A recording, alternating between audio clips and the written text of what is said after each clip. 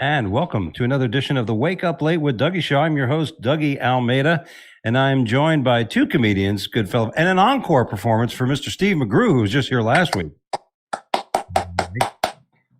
So funny, we had to bring him fucking back. And Tim Gaither, welcome to the show. What's up, buddy? Thanks for having me. You guys are viewing the next greatest comedy tour that's going to hit all the red states in the coming months. Hit him right in the junk. Our first opening date is going to be in Portland. Nice. Portland and then Seattle, hopefully. Yeah. Oh yeah. And then we're going to hit the Chicago and then Atlanta. Yeah, why not, right? Anyway, welcome to the bring show. Everybody. Bring your Aunt Tifa and everybody. Did you guys see there was a bit of craziness in Seattle again? I guess the Proud Boys and the Antifa got into a little bit of a gunfight. Oh, yeah? I didn't see that. Yeah, there was a bit of a skirmish, but apparently it was just one guy shot into the crowd. He missed. So yes. That must have been Antifa, because I don't put that on the Proud Boys. Yeah, here's a guy from Antifa shooting a gun. I saw this in a video. I'm gonna put a cap in your head. I mean, I'm glad he didn't hit anybody, but how do you shoot into a crowd and miss? It's like falling out of a boat and not hitting water. It's like a gutter ball. It's like throwing a fucking gutter ball. Well, thank God, like you said, they did, because hey, listen, we got plenty to talk about. First of all, if anybody was expecting some sort of liberal broadcast today, you're gonna be fucking disappointed, because that's not happening here. And you know what? And we've got, listen, this is the beauty of it, because, you know, I posted, I've kind of been, you know, as much bad things as our president has done in the last 8 months he started, I thought, you know what? I'm not going to be like everybody who was on the left during the previous administration, that every time something happened, they were on their Facebook, oh, you know, look at Trump, this, Trump. I said, you know what? Let's just let this guy hang himself. And then when something happens, I'm going to then speak out. Well, one of the most incredible tragedies we've seen ever by an administration was what we have in front of us with this Afghanistan thing. And all my liberal friends are like, oh, what's the fucking big deal? Well, this is fucking Trump set this thing up. Trump set this thing up. He's the one who wanted to pull out of Afghanistan. And I pointed out to somebody, I go, hey, let me ask you a question. And the person, of course, is, you're not a military strategist. I said, look, I used to kick people's ass in the game of Risk. Okay, so I'm pretty fucking good as a strategist on number one. I said, but you don't need to be a military strategist to understand that whenever there's a military plan, that I can assure you that if you set that plan, let's say 15 months ago, i.e. when Trump was supposedly talking about pulling out again, when you set it up, anything that was done militarily 12, 14 months ago, I can imagine there was other moments where that plan would have to be readdressed. In other words, the military doesn't set a plan and then don't look at anything and then say, you know what, fuck it. In 9 months, this is what we're going to do. Every fucking day. Well, you know, what I was thinking too about this was, yes, they set a date that they were going to get out, but who told everybody the exact date? Because remember the old days, you didn't let anybody know what you were doing. You just didn't. Yeah. There was no set plans.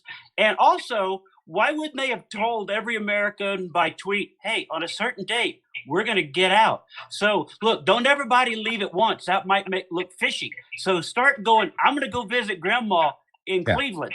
And y'all start leaving one at a time over the next 15 months.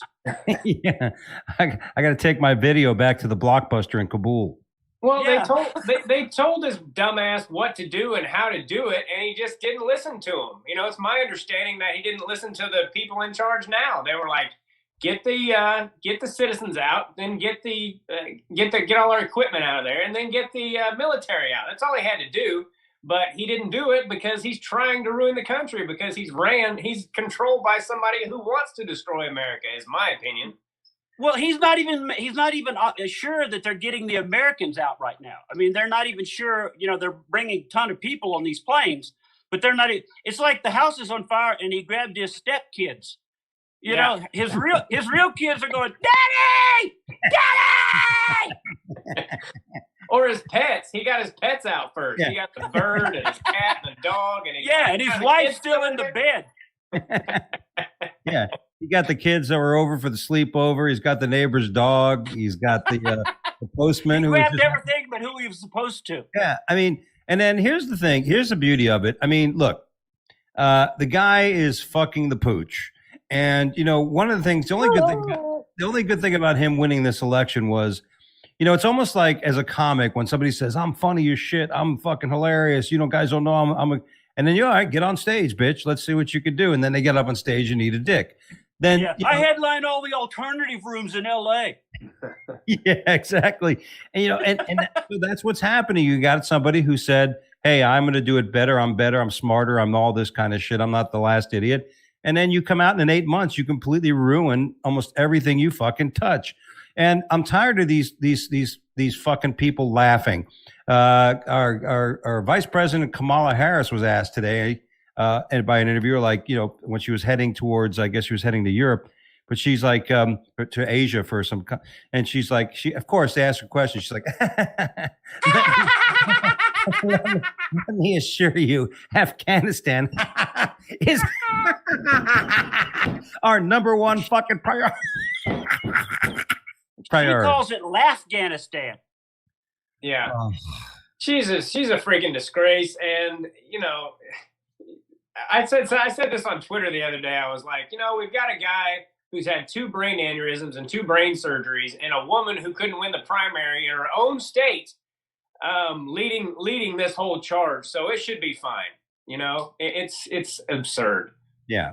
Well, on Friday, he got President Biden went out and addressed the nation, and he says, number one, he says, first of all, everything's cool, we're good, and everybody's getting to the airport fine, and and he says, and our allies love us. The allies have no fucking problem with it. Meanwhile, Macron, the fucking British Parliament, Merkel's that bull dyke in Germany, Merkel's successor. You're gonna get us canceled. I don't care. I don't really care anymore. If you don't like, I'm at that point now where if you don't like what I say, guess what? Tough shit. A solar flare will hit you in the ass. So don't worry about how upset you get from my words or choices. Dougie, be careful, or you're going to end up like Tim and I going, "Hey, what happened to all that work we used to have?" Well, it's funny you should bring that up because, here's the thing. I made this post about how Biden fucked up. He basically fucked up. He came on television and lied. He lied about people having it easy to get to the airport, number one. And he lied about our allies being all happy with our decision. Nobody is the only people that are happy with this fucking decision is the Taliban. And China. Yeah. Everybody keeps forgetting that. The Taliban, tally me banana. Look, if he had 81 million votes, how come there's not at least 50 million tweets going, "Yay, Biden"? I don't see one. Yeah. Out of 80, there should just be a ton of tweets constantly about, "Yay, this is the right thing to do. Our man is getting it done." Yeah. No, they're mailing those letters in. There's no tweeting. There's just a bunch of mail that has to be audited. So I did post that he lied, and that impeachment papers are being drawn because, from what I understand, there's already people on the Republican side that want to investigate this whole fucking this whole big pile of shit. And there will be, right? Hopefully. I mean, they wanted to investigate Ukraine. They wanted to find out what happened with that. So this is definitely got room. And I love it now isn't it funny when they're saying, "Hey, no time for blame. Let's not worry about blaming people right now. Okay. Well, I remember that was something I said in the middle of the beginning of the pandemic where you guys are worrying about, putting a more positive look on it. Somebody brought up one of my posts. They're like, "Hey, your President Trump really diminished the COVID response. He underplayed it and this and that." I go, "Hey, let me ask you a question. If you're on a beach and you see a tsunami approaching, right? And then you realize there's other people on the beach. Are you concerned about how everybody on the beach is describing the oncoming tsunami? In other words, are you sitting there wondering how everybody's describing the oncoming tsunami, or are you actually looking at the tsunami? Like, in other words, we all understand, like, I know in times of crisis, like in financial crisis, like in 9/11, when things happened, the 2008 financial crisis, when things like that happen, it's unprecedented. And how you handle it is like it's learning by fire. It's like the Marines, right? Learning by fire. You got to figure out, you got to hopefully make the best decisions, and who the fuck knows. And you know what? But what I pointed out to somebody was, we've had 600 deaths during this COVID thing. 200 of them, over 200 people have died since Biden has been president. And this is 200,000. What are you talking about? Since Biden has been president, over 200,000 people have died of COVID. Prior to that, it was 400,000 with Trump. Now, somebody say that's 50% more, or 100% more. But in the fact that was during a time where there's no vaccine, that was during a time when it just started, that was when there was no ventilators and masks and overcrowd. So if you take it proportionally, it's a big failure on the Biden team that they had everything in place when he started, but he still lost 200,000 people. So for you to blame Trump for those 400,000 and in the same breath, not blame Biden for the other 200,000, that's inconsistent. And that's just, this is what I want to know. How have we become a society that just can't go, oh, okay, I was wrong, you're right? I mean, how have we become that? Because, they could be going on and on and on about, but remember, like the Vice President Kamala was like, well, if Trump's endorsing the vaccine, I don't think I'm going to take it. Yeah. But all of a sudden, take the vaccine, take. So why wouldn't they go, you know what? We were wrong about Trump. Just probably best to take the vaccine. Wouldn't that persuade more people?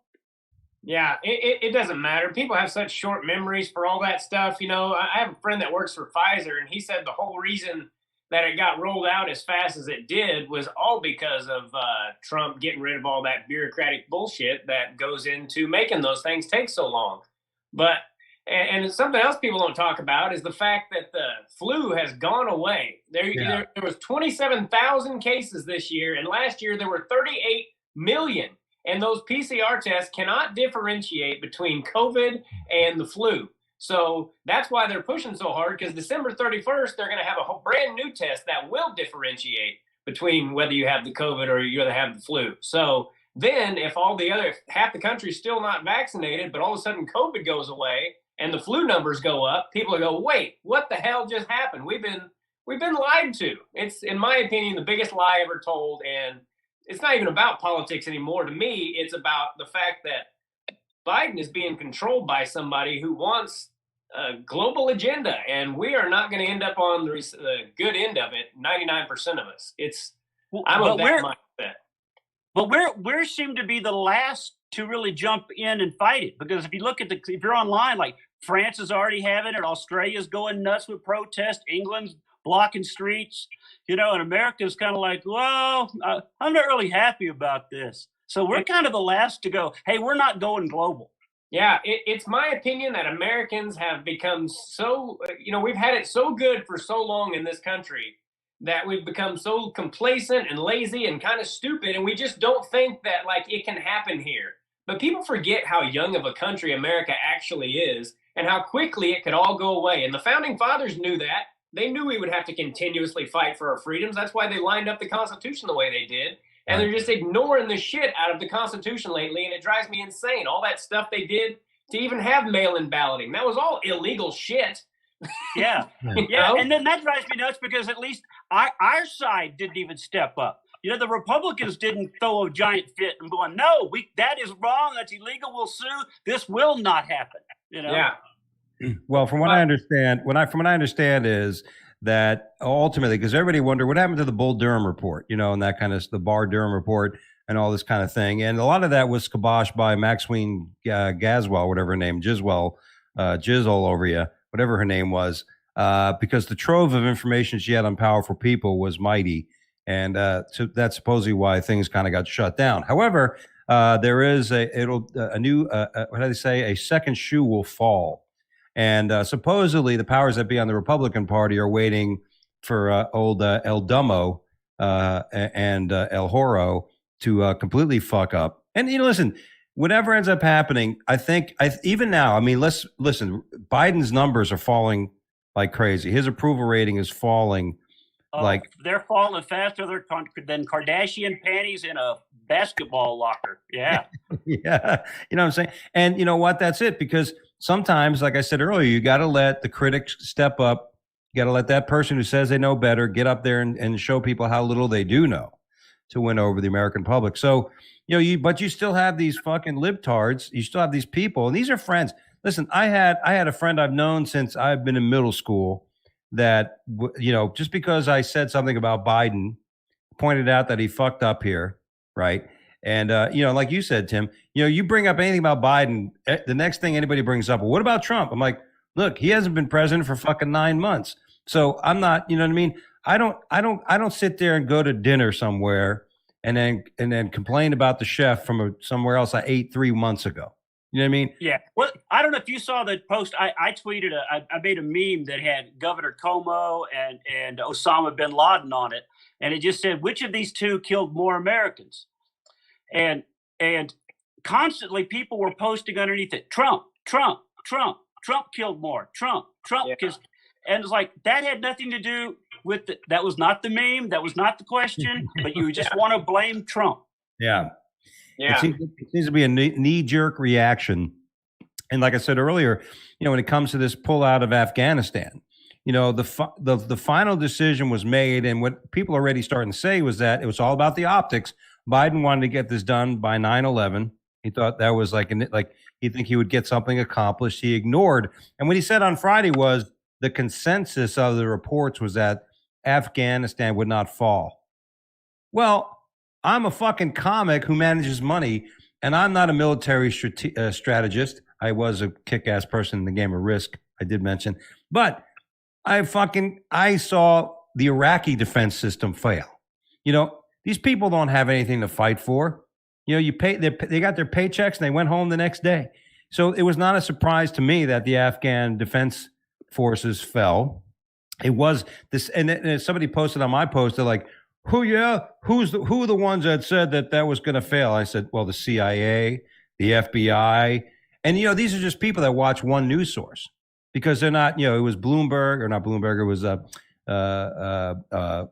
don't remember. It was other sources of news that reported this stuff. The FBI, the CIA all came out and said it's going to be weeks, days, not months. So a consensus means a majority of people feel a certain way. Well, very few people thought it would go a long time. The majority of people thought it was going to be quick. The question was how quick. So the fact that this fucking crash test dummy of a Muppet president decided to ignore it, he's got blood on his hands. Yeah. You know how when you open up a race gate, the horses just take off.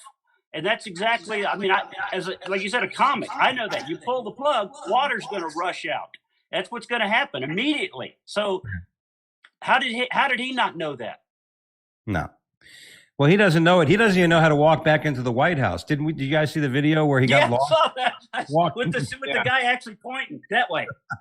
Look, the guy's like, go that fucking way, and he keeps walking like a dope. Dude, this is a completely different thing, I guess. But has anybody noticed that the man doesn't look like the same person half the time? Yeah. Some videos you're like, or pictures, you're like, is that the same guy? Like, what's going on right now? As far as the Republicans and all that, I think the corruption runs super deep on both sides, especially one side right now, and it has for a long time. And that's personally why I decided that I liked Trump, because I started realizing, like, hey, this guy has not only done a lot for the country, but he's trying to expose just how disgusting Washington, D.C. is and how they've been screwing us forever to make money. And that's why I was like, I started looking into things after that whole thing about the fine people on both sides speech. Once you realize, like, he didn't say that. That's not what he was talking about. Then you start looking at all the other things and realizing how they just take snippets of his, and he's a soundbites dream because he says so much off shit. So they just cut out what they need for their purposes and they put it on a loop, and then the country gets brainwashed. And that's what just, it's eating at me. I've been going down too many rabbit holes lately about who's behind all wars and famines and everything else. It's all instigated, orchestrated, and funded by the global elite. And once you start realizing that shit, you start noticing all this stuff, and it'll slowly drive you insane. Tim has brought up a few conspiracy theories. And you know what? Let me ask you guys. I am, listen, when it comes to the Illuminati, globalist beliefs, what's the word? We've got way too much overpopulation, depopulation moves. I mean, listen, that's what people are saying. This is what this has been about. This is about just another way to depopulate the earth, because there's more people going after fewer resources. One of the biggest problems we have right now is China controls a lot of the rare earth elements. And guess where there's a lot of rare earth elements right now? In Afghanistan. Afghanistan. Right. So now China's going in there, oh, don't worry about this country, America. We help you. And there goes another fucking group of fans I lost. But you know what? Who gives a shit? But you know what? But that's what's happening. And you know, some people say, oh, you believe in conspiracy theories. Well, you know what? Listen, I am of the belief we need to thin the herd. You know, I think that, you know, there's a lot of fucking useless people on earth. And you know, you should pass like a fucking, there should, just like America's Got Talent has like an audition. The world should have an audition stage where everybody kind of steps up and go, okay, what can you do? Oh, you know. Well, just remember, everybody thought Noah was a conspiracy theorist until it started to rain. Yeah. Well, all conspiracy theories aren't the same either. You know, you got some that are out there, and then some, if you look into them, you're like, holy shit, that's completely feasible. Like, yeah. I don't know if you want to go down a 9/11 rabbit hole, but it's like my favorite topic. And have you guys ever seen the video character that I do sometime called Conspiracy Theory Carl? No, I haven't seen that one. It's a tinfoil hat and the fake teeth, but I'm always trying to put just weird stuff together. Like, hey, you know, when you turn in your cell phones, when you give them back, your saliva is on the phone from talking, and they're going to get your DNA off of that, and they're going to clone you, and they'll replace you. That you know, you'll start talking like a liberal when people go, "What happened? You've changed." Well, that's right, because they got your DNA off your cell phone. So that's the kind of conspiracy theories that I'm always trying to come up with for that guy. And they're really easy to come up with. Yeah. Well, why would you not believe? Like, in other words, all right. Do I personally feel there's something in the, let's say, for example, in the vaccines? Okay. I mean, I don't know. Like I said, you know, as much as Trump is not a globalist, he's completely the opposite, right? He's a centralist trying to keep our countries, you know, within ourselves and our own concern. So I don't know. I mean, is it or not? I don't know. But do I think China released the fucking virus? Of course they did, because they were pissed that Trump was kicking his ass, and he says, all right, fuck it, let's do this, and then let's see everybody pay on an economic scale. And is there, you know, now the real question would be, is the idea for globalism like a way to keep the masses in line?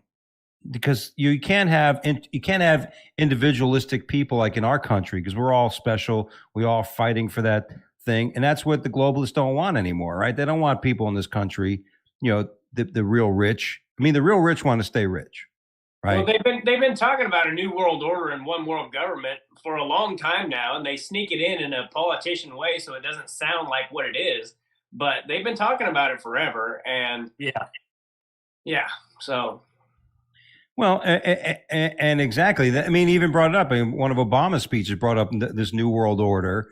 You know, China wants to unpeg the U.S. dollar. They want a Chinese cryptocurrency or collection or basket of cryptocurrencies to work. And there's some stupid ass people in this country that are going, that would be great. I'm like, yeah, you thought you were poor now. Wait till the U.S. dollar slips and there's no longer part of a commodity and measuring prices. Wait till you're sewing shoes for a nickel a day. Yeah, no shit. And that's what it's all coming down to. But I thought it was great that, you know, I made it. Listen, all I know is if you have too many friends on Facebook and you need to thin the herd on Facebook, just make a political post. Dude, I've been going through my Facebook a little bit at a time and being like, you know, I don't remember your name. I don't think I've ever talked to you. And then I'll look at their thing for 2 seconds and I'm like, yeah, we wouldn't be friends in any environment. So I just, you know, I'm just trying to get people that agree with me, because life is too short to argue with people who at this point will not see like Steve said earlier, if somebody presents to me some fact and it turns out to be true, I'll be like, hey, I was wrong.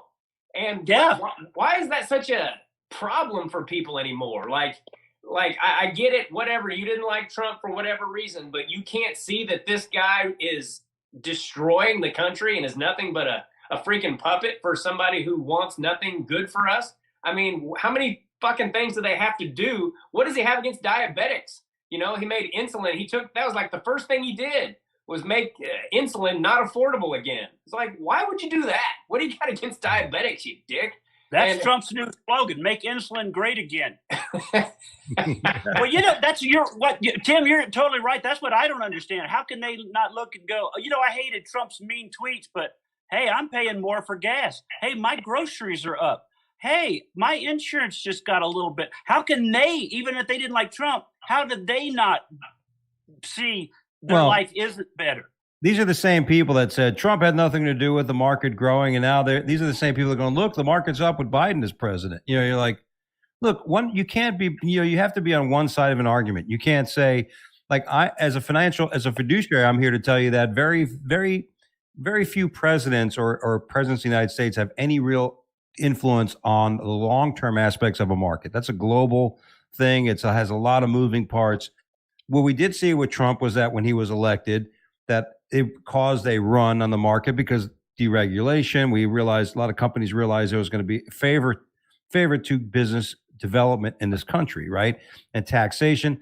And why didn't that all collapse when Biden became president? Because there was actually people who thought, okay, there's going to be some stability because there's not going to be all this infighting. But then you get this Muppet in office, and what's he doing? He's fucking the pooch. And, and he listen, and that's the other thing about, this is the inconsistency too I love, is when they say, oh, listen, Biden's just following what Trump did. I go, really? Is this the one fucking thing that he's going to do? The minute he hit office, he signed the pen and put all these executive orders, stop the building of the walls, change all this shit that Trump had anything to do with. Yeah, stop everything. But the Afghanistan thing, Trump was great about that. No, fuck that. People just don't know. We were energy independent for the first time, ever under Trump? Ever. Yeah, ever. And but he stops our pipeline, but okays the Russian pipeline. Tell me there's not something on Hunter's laptop that's not connected to that. Exactly. Absolutely. And I've been meaning to say this, but I wish I had the article in front of me, but I don't know if you guys read the Epic Times. I don't know if it's Epic or Epoch, but I read it. Epic. And they had this great article once about how China has infiltrated Hollywood, big tech, the media, our education system, and you never hear anybody talking about that. And this is a country that has manipulated their own people forever, and lied to them and propaganda and all that shit. And they've leaked into all of our stuff. And that's why this country is so divided. It's all by design. It's not just circumstance. They know exactly what they're doing. They've been doing it forever. And they're really good about letting things just go for a long. We want it now and tomorrow. Where they're like, hey, this may take 30 years, but we're okay with that. Yeah, sit back and let it go. Exactly. Yep. That's what Khrushchev said in '59. He was like, I don't remember the exact quote, but he basically said, we'll get you fuckers to be what we want you to be, and it'll sneak up on you. You won't even know it hit you. And that's exactly what's happening. Yeah. Has been happening. The Chinese are smart. They know what they're doing. They went through Africa. They told all these African nations, don't worry, we'll build your infrastructure. It'll be our gift and everything. And then they got rights to the land, to the natural resources of Africa. And there's a lot of African countries now going, the fuck, they realize they fucked up. And, and we all know that Biden has been compromised by China. And that's why he's allowing the shit that he's going. That's why nobody wants to investigate the Wuhan lab. That's why that all shit is a joke. They're not even going to worry about that. Yeah, and fucking Hunter Biden gets to sell shit paintings to people, and it keeps anonymous. So who gets $500 million for his fucking painting? I mean, Salvador Dali couldn't even do that, and he was a real artist. Yeah, and it's just but the only thing I can pray, the only thing I'm praying, is that from what I understand from people that are in certain organizations like the Knights of Malta and stuff, I know and people through my circles, is that the shoe will fall, and this will all end miserably for the globalists, and that's what's the secondary tier, which is still there, and which will happen. I have no doubt that from what we are experiencing, listen, you don't see a lot of your liberal friends defending this guy. There's just those few diehard cocksuckers that want to comment on what you say, and again, the minute you bring up anything, like, well, fucking Trump, like, this has nothing to do with Trump. You know what I mean? And you know what? And then Pensaki today, that ginger, miserable fucking cunt. Listen, fire crotch. The guy asked her today, says like, oh, you said it, Steve. You corrected me. Like, yeah. What did he say? Dougie asked her about Americans being stranded in Afghanistan, and she snapped back about, they are not stranded. We are in constant contact by text, by phone call, by every thing available to them. They are not stranded. And she said something like, that's what I'm calling you out on. Yes. Yeah. I don't like the fact that you're inferring they're stranded. Oh, what would you call it? It's just fucking. They're travel as soon as they can get the money for the ticket home, they can come home. Yeah, there's no problem. They just got to negotiate 14 different checkpoints with Taliban, take the chance of showing their U.S. passport, not being stuck with a knife and cut their head cut off. But listen, they need to be done. This is what they need to do if they're real Americans. It's like doing a C.W. Kendall run. And any rate. All our money's tied up in the $25 million we're sending to the Smithsonian Institute for cleaning supplies. That was actually in one of the stimulus packages. It's just absurd. And then we got to see Colbert, Stephen Colbert, dancing with Chuck Schumer at some big thing. No masks, big fucking rally, no masks. But I did find out that the Fox show Gutfeld, which is a late night show, actually had better ratings than Stephen Colbert on CBS. Yeah. Stephen Colbert and Chuck Schumer both make me want to vomit blood. I mean, both of those guys are just absolutely disgusting human beings. And it's Chuck Schumer's Amy Schumer's uncle. Did anybody know that?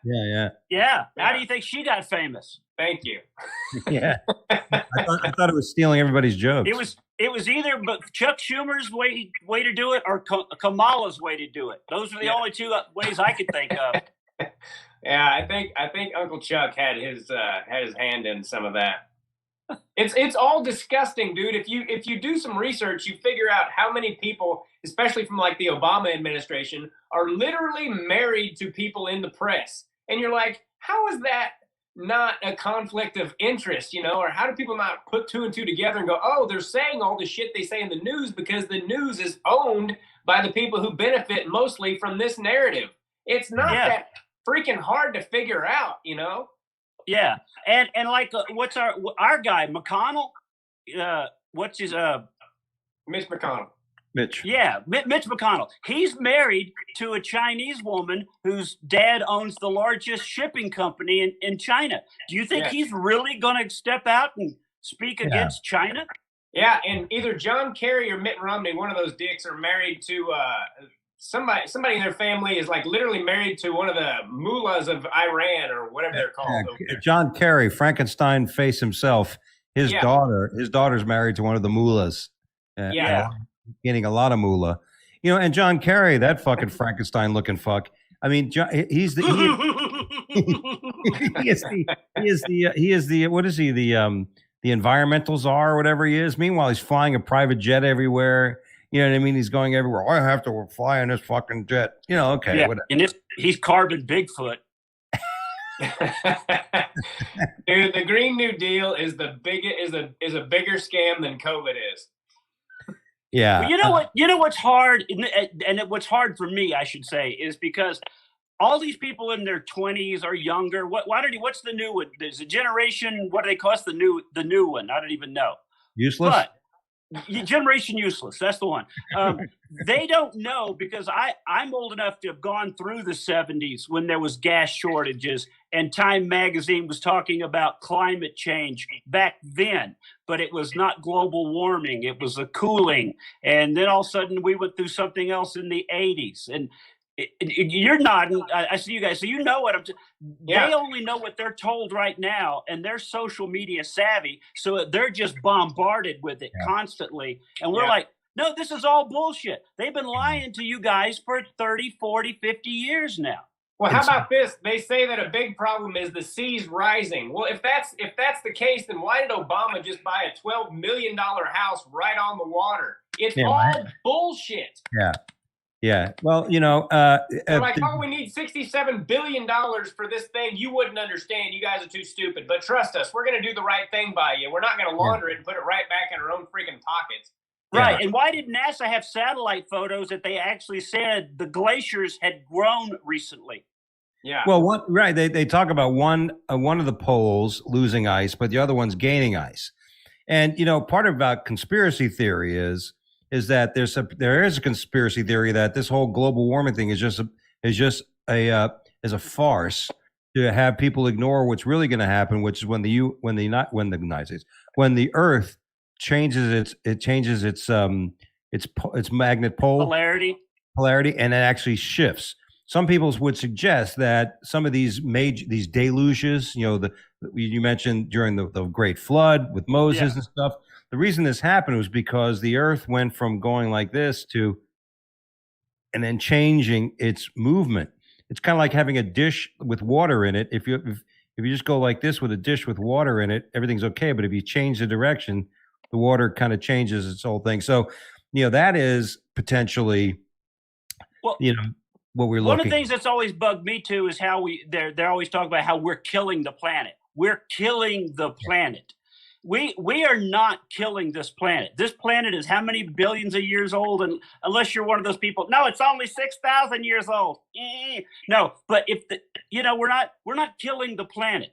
What will happen is the planet will shake us off like a dog with water. That's long before we kill it. Yeah. It'll get rid of us. But they're not talking about that. You guys believe, I believe in the Matrix type theory, which there was like 6 Zions. In Matrix, there was supposedly 6 previous Zions, right? That humanity has been on this earth on 6 different occasions. Some level of life has been on here, and it's been eradicated. And every new form of life has been like a level up. It's always been part of this. Now, whether you believe in aliens or not, or some sort of other type of intervention, who the fuck knows? But I have no doubt. I believe in that philosophy. I don't know what I don't know. Because as somebody who studied philosophy and studied Socrates, Socrates would always say, I'm the smartest man on earth because I claim to know nothing. I don't fucking sit here and act like I know, unlike my liberal friends on Facebook who know every fucking thing, about every fucking thing. So, I just get it. That alone, because that alone should teach everybody, if somebody says something that you don't agree with or perhaps don't follow, you may want to take it in a little bit. That's the way I've always been. If somebody says something that sounds absurd to me or just crazy I haven't heard, I don't stop listening. Eventually you keep listening until you realize, that's fucking bullshit. Or you realize, hey, there's maybe something to it. That's when I Google. Yeah. I go, are you full of bullshit? Let me check this out. Hey, no, you're right. Sorry. Speaking of that, it's actually amazing what you will find if you use different search engines. Like if you type in, was 9/11 bullshit on Google, all that'll come up are, no, that's been debunked. If you type in the same thing on DuckDuckGo or Bing, all this stuff will come up. Oh, I didn't realize that the guy who was on the board of the security system for the World Trade Center and United Airlines was Marvin Bush. You start learning this shit and you're like, oh wow, maybe this is gross on both sides. And then along comes Trump and hey, I'm trying to tell you how deep and dark it goes, and I want to fix it because it's supposed to be for we the people, not for these dicks in the government to get rich doing what they're doing. And I don't know why people are so averse to that. When people say they have a problem with America first, I'm like, what country do you live in, dickhead? Yeah. I've never understood. I guess because I am older and I grew up with like America and we won the war and my dad came home from World War II and God bless America, and I had a friend that escaped Cuba and they flew the American flag, and to be all said, America, what's so great about it? It's like, what the fuck? I don't know where you're from, but you don't belong here at all. That's where the brainwashing has come in. Yeah. Well, it was amazing, right? When people started protesting in Cuba, you're right. And then people are like, oh, why they're carrying American flags at the same time. We had the hoople heads in our country going, the American flag has stood now for white supremacy. And then whenever I see an American flag now, I think about Trump and I think about all this. Triggered. Yeah, I'm triggered by the American flag. It's just horseshit. And, in psychology, there's something called recency. You mentioned it earlier, how the populace will only remember what's recently happened. They forget things that have transpired prior to that and make sense of it. So they only follow recency, the things that have recently happened, and that's their only go-to, their reference, allowing horseshit to happen. Think about Cuba. We're sitting here talking about Cuba. We've totally forgotten about Cuba, who loves American freedom. They would love to throw communism aside. But we're all about Afghanistan. We need to bring those people here. They need to come to America. How come we didn't go for Cuba? How come we didn't go down there? You know what? You're right. Let's go down there, kick some ass, and make people that love Trump, which most Cubans, they were Cubans for Trump. See, they want people to come here that are not American supporting people. Yeah. 30,000 unvetted Afghanistans from the most terror-ridden country on the planet. Yeah, that's probably a good idea. Yeah, come on down. We got a place in Naples for you. It only takes a few of those 30,000 to be complete dicks, and then it only takes one tiny firecracker to go into a box of hand grenades to blow up the entire thing. That's what I always think. Yeah. It only takes. You can't judge them all. No, but one bad fucker blows up the whole shit. Ahmed, my buddy comic, we were doing a show in Naples. He had somebody call from the audience 911 because they were scared from his comment. But his joke was basically, "Hey, how many Muslims we have out there?" And he goes, "Oh, that's okay. It only takes one," and that's it. And it was somebody freaked out. But it's right, and we forget that. And you're letting all these people come in, and you're right. Listen, Obviously, I care about human life, but I care about this country. I care about my friends and everybody living here. I can't say I don't care about Afghanistan, but there's nothing I could do about it. And it is what it is. And even like Cuba, that's why you can't say you don't give a shit about this country, but I'm going to give a shit about Nicaragua. I'm going to give a shit about what's happening down there. And somebody said it best. I think it was Cotter, that guy, Congressman Cotter, that says, If 400 million people from other countries said, we don't like it here, we're going to want to go to the U.S., you can't fucking take them in. So anybody says, well, this is this country, this is what this is about. Well, this is who we are. I always hear that. This is who we are. Yeah. This is who we are. Meanwhile, the Canadian. Here's another thing that bugs me too is I was talking to my son about this, how we always want to help other countries. Like Oprah, we spent $50 million on schools in Africa. There's uneducated kids in Virginia. You know what I mean? We want to feed the starving. Okay, I know some people in Ohio that are eating ramen right now, but it's not a beautiful thing. You can't tell your friends at a cocktail party, hey, I'm feeding some kids in Virginia. Yeah. Yeah, well, it's like people want to call Trump a racist and all that crap. And, he was the one that was pushing for school choice. You know how many smart black kids that are in shitty school systems right now and they can't go to another school because they don't have a choice to, Yeah. If people would just think about this shit instead of just being like, no, it's like the people who think they took the moral high ground by voting for Joe Biden make me want to vomit. I'm like, have you ever looked into that man's past? Have you ever looked into anything he's done, that he hooked up with his wife while she was still married to a guy who donated millions to his campaign? Or the fact that his son is not only a crackhead, but he got he moved in with his dead wife's brother like a month after she died. Yeah. You know who raises somebody like that? A piece of shit. Yeah. Yeah. Yeah, and we wonder why this pullout didn't work well either. Yeah, not to mention Joe Biden. People keep forgetting the accident where his wife died, right, and his kids were really injured. There was an accident with a guy driving a truck, and the Biden was forced, and they got Washington to pressure this guy to claim he was drunk and he was the cause of the accident, when in fact it wasn't his fault. And I don't even know that. So that whole accident was they pressured the truck driver, and they tried to defame the truck driver being drunk. When meanwhile it was Biden's wife just trying to get away from his fucking cuckoo ass. And and we talk about this. There, and people like calling Trump racist. Well, there is video, there is documentation, there's laws that were passed by Biden that prove he's racist. So if you want to make a comment about what he said about Mexico being Trump, or all these other supposed things about being racist, just for everything you supposedly have proof on Trump being racist, there's 10 things you could say about Biden in actual. Here's a guy that lied. He lied about marching for Mandela. He lied about being arrested. He plagiarized somebody's speech during an election speech. He had to walk away from a presidential election back in the 88, yeah, 86. I can't remember 80s. Back in the 80s. 88. When he's running against Dukakis. He couldn't beat Dukakis. That was when he had his brain. Yeah.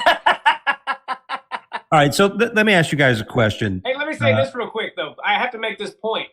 Joe Biden eulogized Strom Thurmond and Robert Byrd. Strom Thurmond was a rabid segregationist, and Robert Byrd was in the fucking Klan.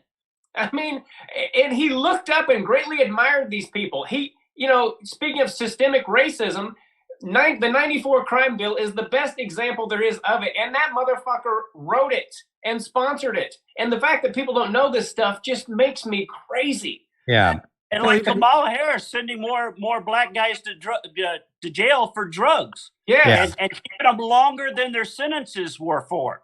Yeah. And she even called him a racist during the presidential campaign. And now she's, it's all a bunch of horse shit. And she sat on information that would have freed a guy from death row because it would have made her look bad. And like you said, the 1,500 black guys that she put in there to pad her conviction record. It's all just like, you fuckheads don't. I'm sorry. I get so fired up about this shit because it's like that's why I love you, Tim. Well, I got to ask you guys, because you mentioned it. We all know how Steve has suffered because of his ideological beliefs, which is unbelievable to me, right? What you went through. And Tim, we kind of briefly discussed this a little bit, because, I've had people message me, because especially during the election and stuff, like, hey, Doug, I just want to let you know, I'm with you. I'm on your side about everything you're saying. I just wish I could speak out more about it. And, listen, it's already caused me issues. I'm not going to mention names, but there's 2 or 3 different individuals or club owners and stuff like that don't book me because of my ideological beliefs. And you know what? You have to reach a point where you're like, well, what do I do? Because if I don't do that, if I don't speak out, I'm just like the liberals who ignore what true character Biden has. And you know what? I don't do that. And my wife has said it, because I stopped making certain political posts because I was tired of going through it. But at the point you get to, like, when I watch Biden speak to them, I'm like, what a fucking liar. This guy's a fucking puppet. He's being puppeted by a cabal, by a globalist agenda. And the only thing that I have any happiness about is that his shit is so obvious. The shit is becoming so obvious that even certain people are starting to realize he's full of shit.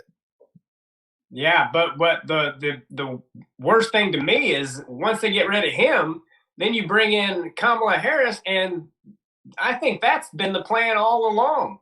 The only thing what's worse, if you got rid of her, then it's Nancy. You. That is the way it goes, right? Yeah. Right. Okay.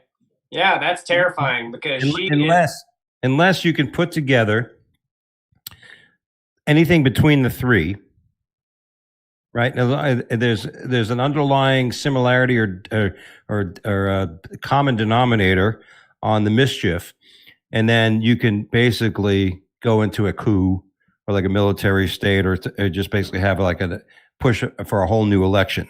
Right, like you get all three at one time, and then you have to start over again. Yeah. Well, do you guys ever listen to X22 Report? No, I haven't heard of that. Well, you should check it out. It'll give you a little bit of hope for what's going on behind the scenes. And I'm not, I can't sit here and tell you that it's 100% true, but a lot of the things that this guy said was going to happen, it has happened and played out the way he said it was going to. And right now they're trying to set it up that that Trump supporters are gonna they're gonna riot in August or something like that because they think he should be put back in the White House, which is not the truth. People, there's no set date for if and when that's going to happen. And anyway, you should check it out. It's it'll give you hope. And I think something much deeper is going on here than politics as usual, personally. And that's why I got so boisterous about it and voicing my opinion on it so much, because I see something on the wall for us that's a lot worse than just the fact that he's going to jack up gas prices and inflation and all the other stupid shit he's doing. I see something. Well, as conservatives, we were always, live and let live, do my, like old Hank Jr., mind your own business and you won't be minding mine. We were just kind of but that's what they used against us for so long, that we're like, whatever, I'm not into this. And then if we don't speak up, it's too late. We're at that point right now that if we don't, that's where I am. I just no, I can't be quiet anymore, because this is why we're in the position we're in right now. Yes. It's very sad to me that more comedians aren't thinking more about this, like on a broader scale, like not just, oh, this is popular, so I'm going to go with this. Like, no, dumbass, I get it, but Well, how does that affect it? Because I asked you guys that. Has that affected relationships with fellow comics because, for the most part, I mean, I know a dozen or so of my comedian friends that are very quiet about it, that aren't that outspoken as, let's say, the three of us, you know what I mean? But they are very conservative, and, but because of their own self-preservation, in the industry, they have kept quiet about it. So, oh yeah. I mean, I definitely know. No, I know some that are working the club that I was removed from, the one you and I have talked about. And I even said, I posted something underneath it about working that club as everything's changed, and that post got removed. Like, that comic didn't want anybody to see the post that I had said. Oh, is everything okay with Trump people now? Yeah. Have you seen anything, Tim? We obviously know, fucking Steve has gotten his shit for that.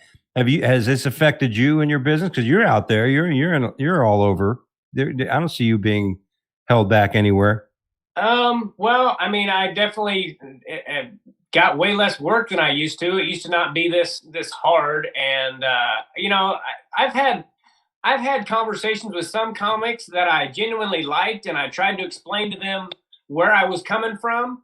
And I spent a half an hour, a couple of different times, crafting this long, detailed message explaining exactly why I felt the way that I did and why, thinking that they were going to be like, oh, well, shit, I never thought about it that way. And both times they just sent me back this flippant, like 2-word, like, or you've been duped. And I'm like, I just spent all that time explaining to you in a very kind way exactly why I feel the way I do, and you just give me back some shithead answer like that, like you didn't even listen to me.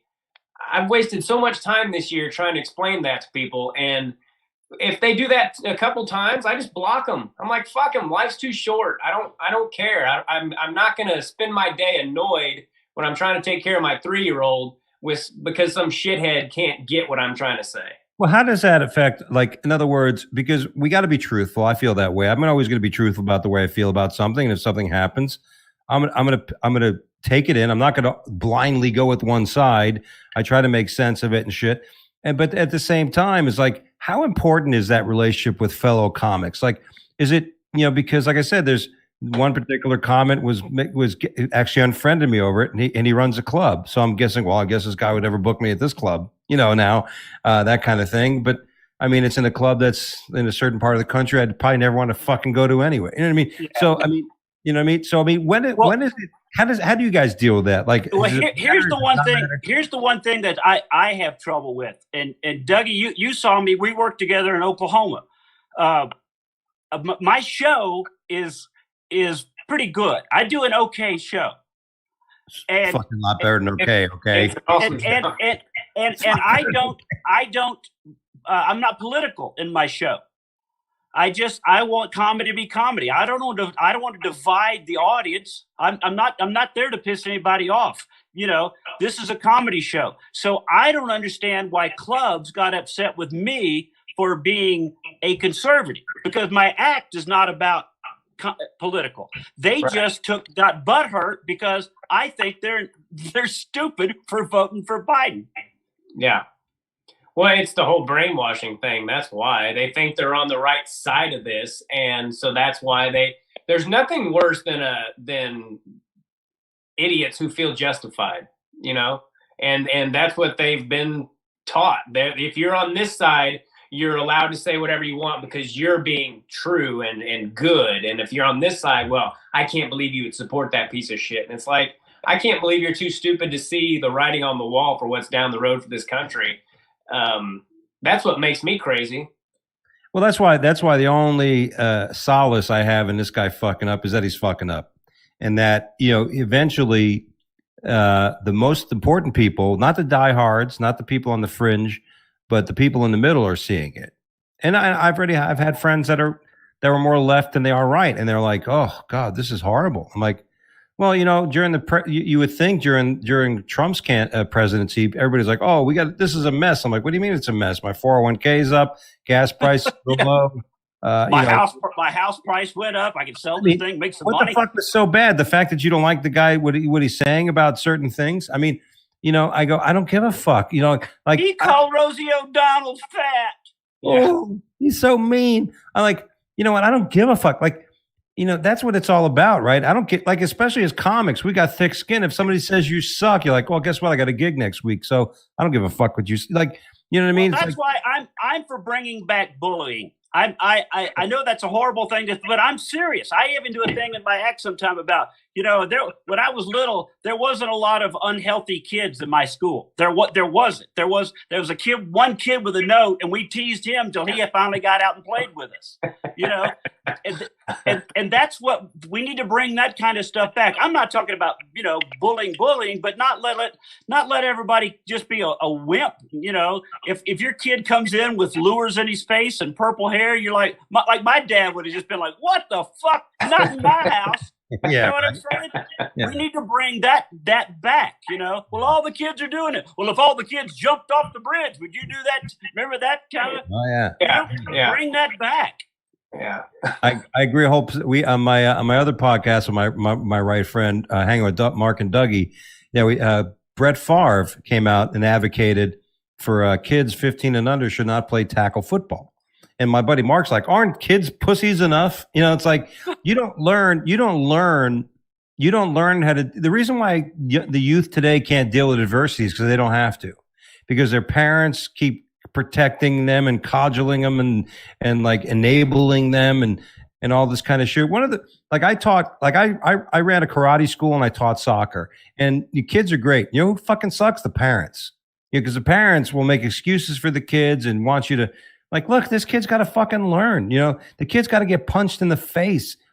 You know, you don't know pain until you know pain. You're right. Like, if he says something to somebody, like he mouths off to a kid at school, he needs to get punched in the mouth and go, man, I probably ought not talk like that. Yeah. I agree with what you're saying, Dougie. Yeah, that's how you learn. Part of the reason the anxiety and depression is so through the roof, you know, kids have so many options now, and they've only got one life, you know, like, so, and everything is just handed to them so quickly. Like, you remember having to wait for a movie to come out and all that shit. Like, people think you're just being an old guy talking that way, but it's like, no, that taught you like patience and how to look forward to shit and how to not get depressed as soon as something was over. And yeah. Well, you know, I'm glad you mentioned that, because this is something I was thinking about the other day. I was jotting down how for generations people are going, kids today, they suck. You know, these kids, you know, right after the Civil War, I'm sure they were like, those kids today. And, you know, the whole thing about Elvis that's garbage music. and so everybody's saying, "Oh, you're just old." But at one point, it might be really is true at this point. Kids are worthless. Kids are worthless. No, you're right. At this point, right now, they've become worthless. Yeah. So, they might have been seeing it for centuries, but eventually you chip off enough cheese, all the cheese is gone. Yeah. Well, they talk about how smart they are with their ability for technology and all this stuff, but you're only as strong as your weakest link, right? Like as a country, as a team, as anybody. So you could be smart. You could know how to speak 6 languages. You could know how to write spreadsheets. You can write like code. You could be able to do all that stuff. But if somebody calls you a name and you lose your fucking mind and you get depressed because Billy didn't like what you said and you feel like, then you're fucked. It doesn't matter how many languages you speak. It doesn't matter how capable you are of achieving things when your skin is so thin that you have no self-esteem. And that's basically what we're seeing. That kids are these generations going through stuff. That's why you can't tell. That's why you have the problem you have when somebody sits there and just completely, like you said, you can sit there and take the time. Like I mentioned, this one comic said something to me. It's like, well, what about this, this, and this? And I entertained it. And then I realized, I go, you're just deflecting. You're not even, why am I wasting my time going through what you want to talk about? Like I was going to be a lawyer. So I really understood the aspects of being a lawyer. So the power of questioning. And I love when liberals ask you questions like, well, what about this? I'm like, I'm not going to answer your question. Well, why not? Because you don't have the answer. You're scared to answer? No, because I'm not your fucking sheep. I'm not the person who's going to answer your fucking questions. You know what I'm saying? Right. I'm not here to answer your questions. I'm here to fucking talk about what needs to be talked about. Right. Well, here's today I got an email. I was asked to be a guest on the Young Turks show. I don't know if you guys know those. The liberal show, the Young Turks. Oh, okay. And I turned it down. I said, no, I'm not going to do it because even Ben Shapiro went on there and they made him look like an idiot because it's their show and they're liberals. And I'm like, no, I know this is a trap. You guys want me to come on as a conservative comic and you will do nothing but, hey, Leonard Skinner, back up your, hey, why don't you cut your hair? Just anything to make me look bad. Yeah. So I'm and they would, even if you were great on it, they would edit it in a way that made you look, right. Or as soon as your segment is over, then they'll start tearing you up. Was that not some of the dumbest shit you've ever heard in your life? Yeah. Yeah. Yeah. Well, let's hope that, somehow we see the pendulum start to swing the other way. And that's all we could do.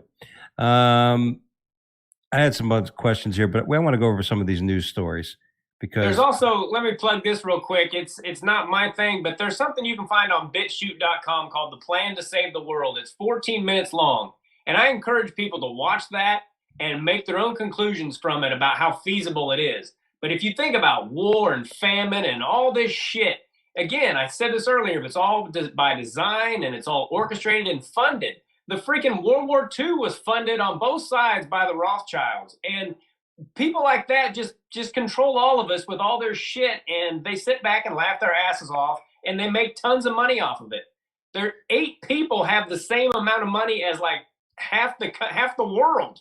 It's insane. Right? They're playing Risk with us. Yeah. It sounds funny, but it's fucking true. Yeah, this big piece I'm going to call Dougie. I'm going to move here. I refer to that as the ones holding the scepters. There are 8 or 9 people that are holding the scepters, and you're right, and that they're asking us to follow and do all these things. But hey, let's break it down to some stories on the ground level, because I do believe in a lot of this conspiracy shit. I do think that it's ultimately going to the same thing. It's ultimately going to they're gonna weed them out. They're gonna get rid of people, and let's see what happens. But they already have, dude. I mean, if you look at how many people have resigned, CEOs and all these big, it's happening. People just don't realize it. Yeah. The power, the control, the power. It's just crazy. Here's a story. Let's do the news as a joke. And I think you guys will appreciate this. This just brings ridicule, ridiculousness to a ground more level. We're not talking way up here with the world. We're talking about everyday life. Maid accused of mixing menstrual blood and urine into employer's food. Wow. Wasn't that the plot of The Help? Who was she? Yeah, domestic helper accused of mixing her menstrual blood and urine into her former employee's food claimed on Monday that it's all a big misunderstanding. My chicken tetrazzini tastes funny. Isn't Alfredo sauce supposed to be white? Is it too spicy? No, it tastes like blood and urine. Yeah. I seem to be having too much. That sounds like a new show on Netflix. Blood and urine. Canaris Rowena Ola, a 44-year-old Filipina, however, denied ever committing the offenses, claiming, though, lawyer, that she had lied to her ex-boyfriend. Supposedly, her ex-boyfriend warned the gentleman she was working for that what he was doing. And again, I brought up my buddy Ahmed. Ahmed tells a joke about angakang, which is when there's an Asian thing where they drip their blood into rice so they can control you. It's an old saying. So, has anybody ever sipped anything in your drink? You ever been Mickey? You ever been felt like you've been drugged or? No. I might have had something put into my Waffle House food, but I don't notice it because anytime I've been to Waffle House, I probably didn't care. No, I don't think I ever got roofied. Yeah. Well, while we were in Tulsa, by the way, Steve, if you had just drank that fucking milkshake, got my own. They call him Druggy, not Dougie. Yeah, Druggy Almeida. Well, there you go. So much for that news source. This was a funny Andrew Cuomo. How great is it that at least this guy got fucking able to resign? Andrew Cuomo left his dog Captain at the governor's mansion after he moved out. Left his fucking dog. Asked the staff, anybody want this fucking dog? Well, at least he didn't put it in a nursing home to die. Thank you. Yeah. Thank you, sir. Exactly. I mean, I feel bad for the dog, but it doesn't shock me if he, basically is the reason all those old people in New York City died. Yeah. And, they finally, I'm not for him sexually harassing women, but I don't think it's as serious as murdering old people, But yeah, he made me uncomfortable. He killed my grandmother. You want to talk about it? Yeah. I know. I mean, the shit that people don't know, that, most of the deaths are from like 5 different states where they all did that shit. Well, that was definitely a globalistic move to get rid of the old people, get rid of the people that are sucking up the costs of Medicare, medical costs, right? Obama was the one who brought up these death panels, right? They're talking about people when it comes to getting health insurance and coverage, and you know what? As a pragmatist, you look at some of these old people that are sitting on life support or in these fucking hospitals and spending $300,000 a month in medical costs just to keep them alive. Meanwhile, they can't even remember their name. That's a question. Do you continue treating people that have no quality of life? And and that's what's crazy about this country. People are like, oh, you can't do that. But then at the same time, you have these people doing this shit. We all know. And now we also know that there's a personal vendetta with Biden against fucking DeSantis in Florida. He's purposely trying to make, they came out, was a month ago, that the numbers that came out of Florida were wrong. The numbers that the COVID numbers and some of these death numbers that came out of COVID were reported wrong to make DeSantis look worse. Because when people see that Texas and Florida are actually doing just fine, then this whole narrative is shot to hell. Same with South Dakota. Again, that's why they're pushing so hard for the PCR test to be, for everyone to get vaccinated before December 31st when the new tests come out. It's because it's all bullshit. It's all political driven bullshit. 94% of the people who died of COVID, most of them were going to die of something else anyway. It was like, I don't know how many videos I have to see of doctors saying, yeah, if you die with COVID, it doesn't matter what you die of. We're going to say you died of COVID. Right. Yeah. They were saying not died from, died with. Yes. Right. Yeah. Crazy. But yeah, so Cuomo, and what he did, that's the one thing I didn't like about leaving Florida. I moved out of Florida. I miss my governor. Do you think? First of all, you guys think Trump will run in 2024? Yes, You do. I do. Yeah, I think he will, but I think there's also a fairly decent chance that it'll happen. He'll become president before that. Maybe I shouldn't say that. Oh, this guy's fucking crazy. You hear this? God, I will never hire him. But this fucking guy, you ain't gonna work my club, bitch. Yeah, I know. Maybe I shouldn't have said it, but Tim, I agree with you. I think there's things that we don't know. I'll admit to not knowing, but there's a lot of going on with it that things are happening that could make that prediction happen. Yeah, I just don't. All the votes that guy needed happened in the middle of the night in all the states that he needed them to happen. And people are just like, oh, that sounds feasible. It sounds feasible that doddering old man got the most votes in history, and he had to because Trump got the second most. It's just like, how do you motherfuckers not see what's happening here? It's not about Democrat or Republican. It's about this country and how it's just going to go to shit for all of us. Yeah. Well, this is the one thing that's so simple and so basic that I keep pushing at people. And I go, I don't know how you don't understand this.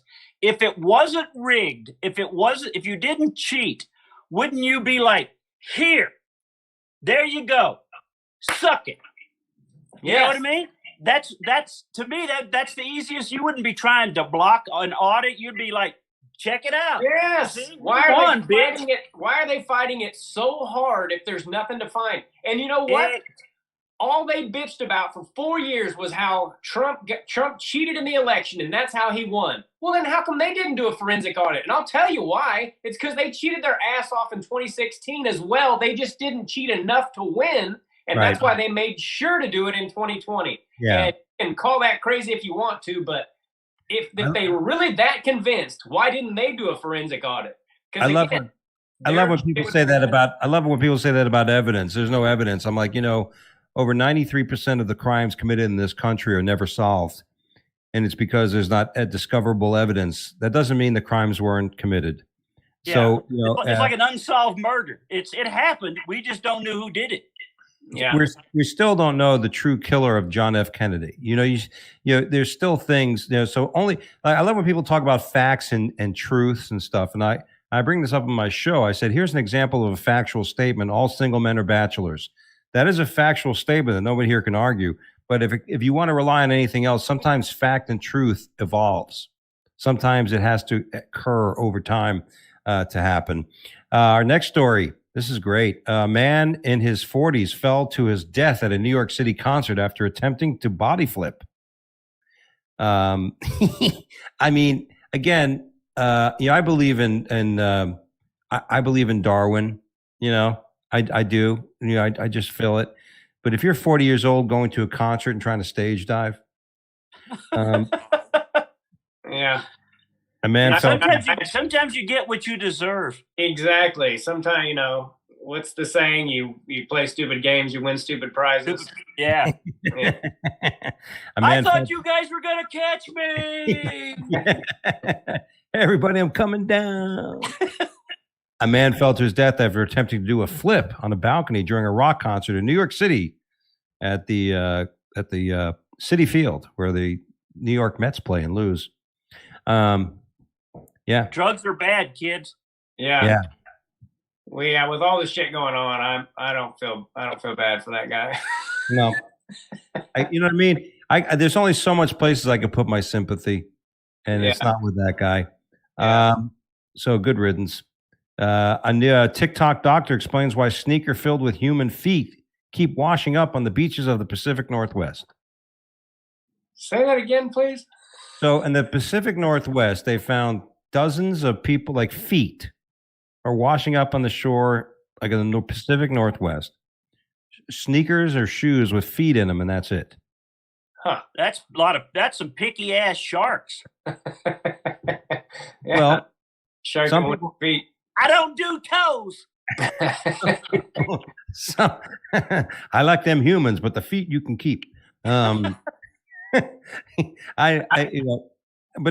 Listen, there were some people that thought there was a crazy person out there, serial killer with feet, but but it turns out that the theory is brought out that people get buried at sea, or people's bodies get pushed out to sea, so they're wearing sneakers. I mean, I thought people when they were buried are buried without shoes on, right? Because even the Beatles album, Abbey Lane, when they're walking, Paul's dead, and they had Paul with no shoes on, and Lennon was wearing all white like he was the angel, and George Harrison was dressed as a ditch digger when they're walking across Abbey Lane.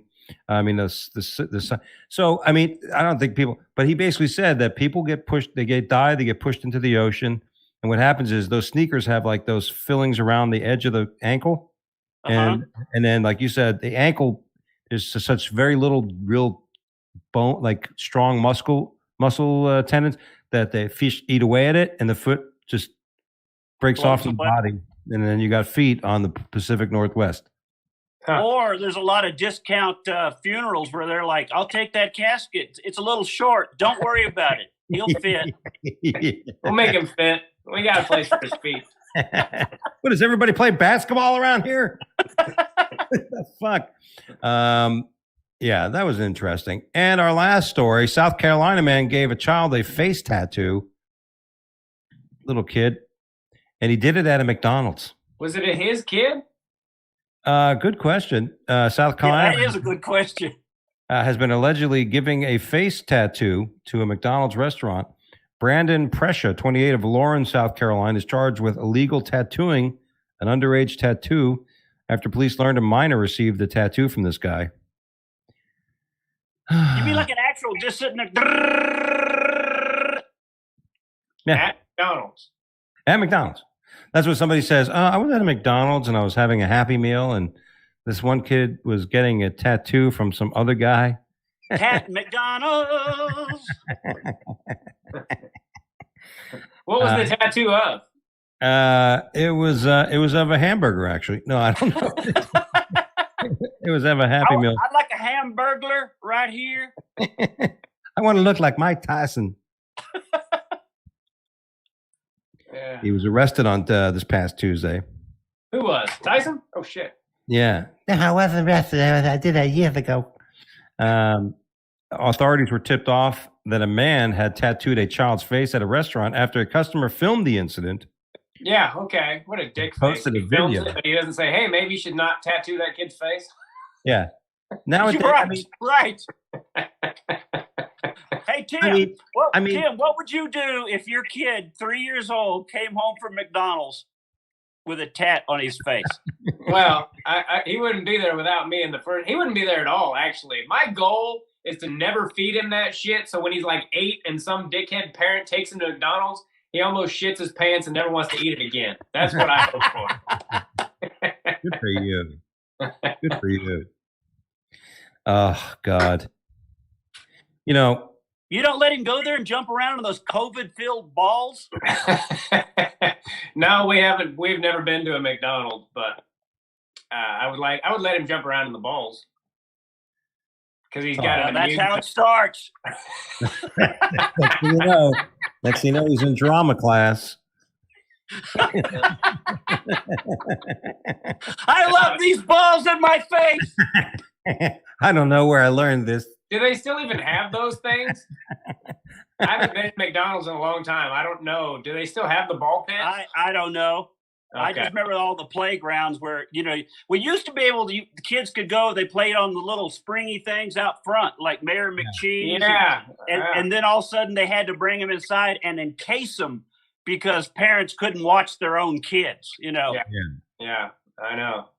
I see people all the time at the park just on their phones, and I'm like, man, I leave that thing in the car for a reason, You look up and they're freaking gone, and that's the scariest shit. I tweeted for a second and I looked over and my child was gone. Dude, mine disappears while I'm looking right at him. So I can't imagine. Well, he goes like this. Dude, he does sometimes. It is the scariest shit of my life whenever I can't see my boy for like 30 seconds. I'm like, oh, shit. I can't imagine. That's the worst thing ever. That's got to be nuts, man. That's got to be nuts. Well, I think the only thing we have left to talk about, gentlemen, is what we're going to name this tour. The first thing I thought about was the deplorables, but that tour has already been named. right? Stephen Yeah. Menton. Yeah, I did that. We did the Deplorables tour a couple years ago with me, Terrence Williams, the Deplorable Choir, and Michael Loftus, and the guitar guy from Brian Hayner. So we have to come up with a name. I've got some connections. We want to hit every little town theater, and it'll be us and Kurt Fletcher, which was a friend of Tim's. I opened for Tim. And the four of us, and I thought FAF the funniest fuck tour, because it would be funny as fuck with you fucking guys at the helm. And but then I started thinking, what about the Red State tour or the fucking I mean, we got to come up. Like, here's the thing: I believe that because I was worried about this before I moved to South Carolina. I was worried, is my comedy, because I don't really get political, but I do have an angle to my comedy. You know what I mean? I do have certain phrasing and certain things, that could be triggered, and we make fun of it. Right. But at the same time, there's people that love it. I did a show in Newton, North Carolina. They almost carried me out of there like I was a god.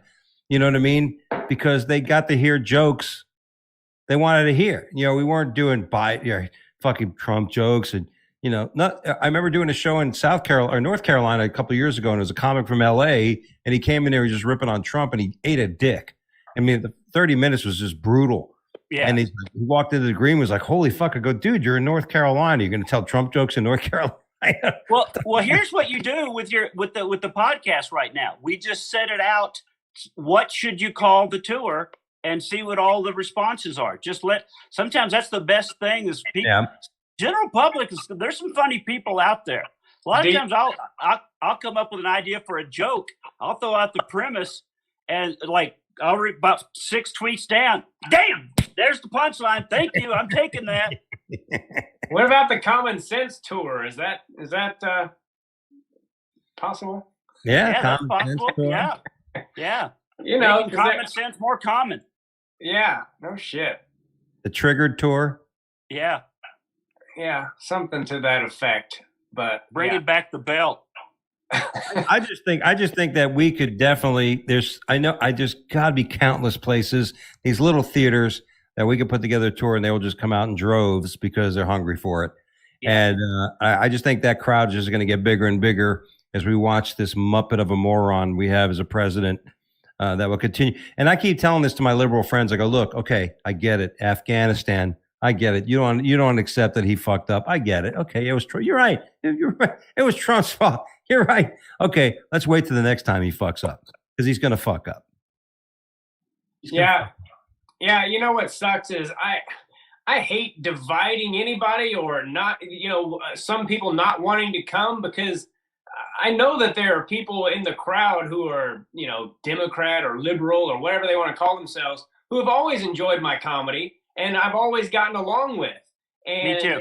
I just want people's eyes to be open to the truth, not coming from just this side or whatever. I'm a little more conspiratorial, I think, than you guys, but I've looked into some things and how people with money and power do so much to divide us. It's all by design, all this shit. Yeah. And so I don't know if that doesn't go along with what we're talking about right now, but I think it's great. I remember, I'll share this with you, Steve. Tim and I worked together at the Little Rock Looney Bin. I think it was when we met. And I remember thinking, I wonder if this crowd will like my material and shit. And then Tim goes out there and he's like, hey, how you guys doing through this fake pandemic? I was like, guys, I'm fucking gonna be fine in this fucking room. Well, I'll just try to slip in enough to people so people know where I'm coming from. Like, the jokes aren't there, but I'll talk about everybody's shopping online now. Malls are empty. Malls are now deader than Joe Biden's dick. Yeah. and so, because you just slip in something like that, and you don't have to be like, oh, isn't he a dumbass? Isn't we, Yeah. I agree with that. I think that there's definitely that's what it's all about. And I like I said, aside from references, I don't think I do political humor either. But I think we're going to put this tour together. I think we're going to rock the fucking states. And the big picture is, I think the one good thing is that Joe Biden is showing his true colors. And everybody he's appointed, his administration sucks. Look at the guy who's Secretary of Defense, who was sitting there going, how many Americans do we have in Afghanistan? He was like, I don't know. Well, what the fuck? You're the fucking next Secretary of Defense, you cocksucker. You don't know this shit? Well, the one that got me is when they asked him about getting people out of Afghanistan, and he said, we don't have the capability to go out there and get them. And you're like, what? We're America. We're the biggest military we're the superpower. And even like Marcus Luttrell, the lone survivor, the one that made the movie about, he's like, I got buddies. Drop us in. We'll get them. Yeah. Exactly. I mean, even Steven Seagal's like, get me in there, motherfucker. I'll fucking help you. No one's going to help me. You know what I mean? You're right. The British, the French got their own special forces grabbing people. Right. And our spokespeople for the most powerful country, armies in the world are going, oh, we don't have those capabilities. We can't do it. We can't do it. We tried to call an Uber. We tried to call an Uber to get them out, but but all the drivers were over here in America. Yeah. They're all here in America collecting unemployment. We couldn't get an Uber. Man, I had an Uber driver not too long ago. This guy had so much cologne on, I swear to God, I could smell it.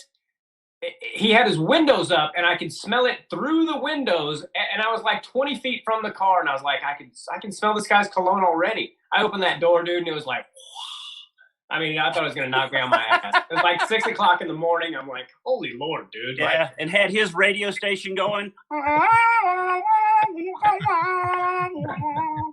Oh, it was awful. I was like, are you in a whorehouse? Like, why does it smell like that? He had so much cologne on him. When you got out of the car, you had it on. Oh, yeah. I absolutely did. Well, I swear I could smell it through the window. That's when you go ahead and just cancel your Uber and accept the $5 charge. Like, no, that's worth $5 not to get that on me. Yeah, no. $5. I had fucking one time they charged me $150 for canceling your Uber. I was in California. I was in North Hollywood. I was actually there's Mike Marino's let me crash at his place. I was in North Hollywood. I was there, and I put the wrong address in. It was like $180 to get an Uber. Oh, that's the wrong fucking city. And I canceled it, and they're trying to charge me $180 for canceling the fucking drive. I'm like, no, typically it's a $5 charge. Like if you, like I've waited too long, give me another one, Yeah. Well, that's crazy. Well, that's all we have time for, fellas. I'm sure we can sit here and kind of come up with We'll do it again. We're going to do it again. And we will ask our listeners to come up with a comedy tour for us. Any names, tweet. You can post it at Wake Up Dougie on Twitter, or our fan page on Twitter, or Instagram at Wake Up Dougie Show, or our fan page on Facebook. Whatever you think the tour should be. What was the one thing you said? No More Bullshit tour. The Red State Comedy Tour. How about if you think America sucks, we think you suck tour. Tour. Yeah. Hey, all I know is I'm excited to be on stage with you fucking guys because you're both fucking hilarious. And by the way, I saw a photo. One of my good friends said, "Oh, Steve, he saw you. Him and his girl were on a cruise, and they went to the show. And they said, I didn't know the guy's name. I didn't know who he was, but I went to go watch the show on the cruise. And they said this guy was so fucking funny. And so then he sends me a photo, which I shared with you, where you look like fucking Elvis. You actually look like Wayne Newton in that fucking photo. That was I taped a comedy special in the UK, and that was back in the mid 90s. And it was I was really into rockabilly for a long time. I had the pompadour and the big sideburns, and that's what got me my job with Dolly Parton. I worked for Dolly Parton for a year doing I opened the show as stand up, but then I played Elvis in the show because I already had that look. So yeah. Awesome. My buddy sends me the picture. Who's this? Like, I have no idea who the fuck this is. Wayne Newton's brother. Who the fuck is it? Oh, it was me in a bright suit and the big sideburns, a giant pompadour. Yeah, you have changed up your look over the years, because I've seen several headshots of you, and I'm like, wow, McGrew's really mixed it up over the years. Good for him. Yeah. Well, I seriously, I always thought I wanted to be known for being funny, not like a character. Like Pee Wee Herman had to look like Pee Wee Herman every time he went on stage.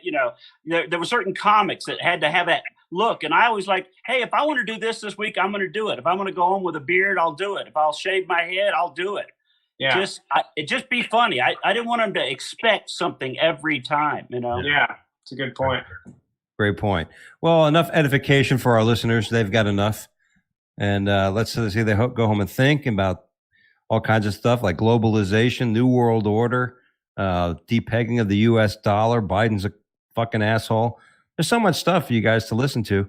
And Trump could be back before 2024.